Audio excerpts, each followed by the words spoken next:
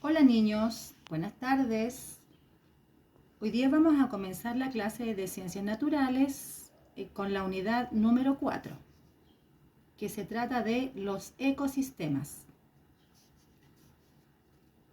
Voy a hacerles algunas preguntas para que vayamos ya introduciéndonos al tema. ¿Qué componentes vivos y no vivos reconocen en la naturaleza? Si ustedes miran ese paisaje, ¿qué elementos vivos y no vivos reconocen de ahí? Luego, si ustedes observan ese paisaje, ¿qué le ocurriría a ese paisaje si hay un incendio? ¿Qué pasaría con ello?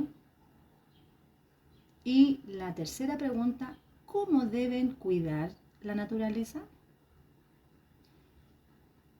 Les dejo con esas tres preguntas y vamos a pasar entonces a ver cuál es el objetivo de la clase. Objetivo: distinguir los principales componentes de un ecosistema de nuestro país y cómo cuidarlos. Pasamos a qué es lo que es un ecosistema y cuáles son sus componentes. En la naturaleza podemos encontrar ciertos componentes que determinan el ambiente, como por ejemplo la temperatura, el tipo de suelo, la humedad, entre otros. Y todos estos componentes, al relacionarse entre sí, forman un ecosistema, el que está formado por todos los seres vivos que habitan un lugar determinado y por las características físicas de este. ¿Cuáles son los factores de un ecosistema?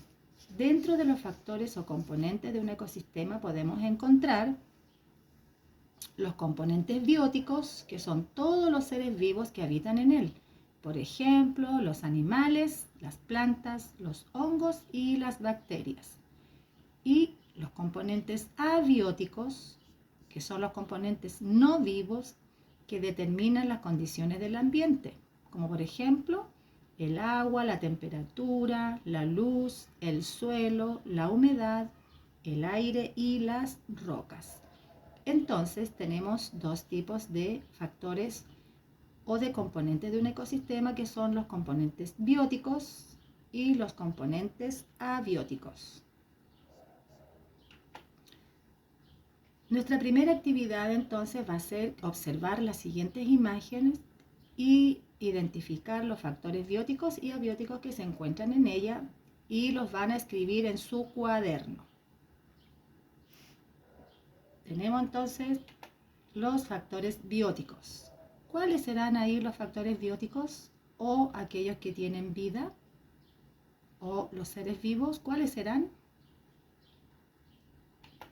La rana, por ejemplo, la tortuga, pez,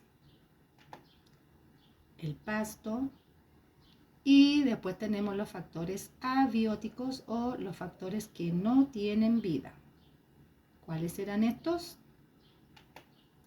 Factores abióticos. Tenemos, si ya lo escribieron, ahora entonces yo los voy a poner acá. El tronco es un factor abiótico. El agua es un factor abiótico. ¿Cuál más será?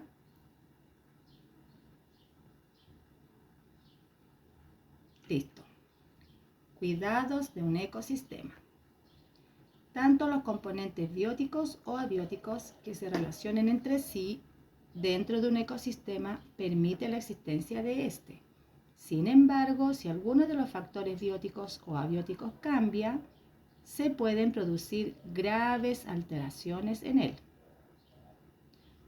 Si tenemos un ecosistema, por ejemplo, en que las lluvias suelen ser abundantes y esto cambia, probablemente disminuye la vegetación, lo que también afecta a los animales. ¿Ya? Entonces un ecosistema siempre va a estar relacionado lo biótico con lo abiótico. Situaciones que afectan a un ecosistema. Entre las diversas situaciones que afectan a un ecosistema podemos mencionar, por ejemplo, la contaminación ambiental, la tala indiscriminada de árboles, la explotación excesiva de los recursos naturales y el aumento de la urbanización. Todo esto entonces afecta a un ecosistema. Y esta actividad que se la van a hacer ustedes en el cuaderno y que no debe ser enviada, ustedes tienen que proponer medidas para ayudar a proteger un ecosistema, ¿ya? Para que así puedan trabajarla. Y con eso terminaríamos la clase de hoy día y nos vemos la próxima semana para ver cómo les fue en sus tareas. Hasta la próxima semana, niños.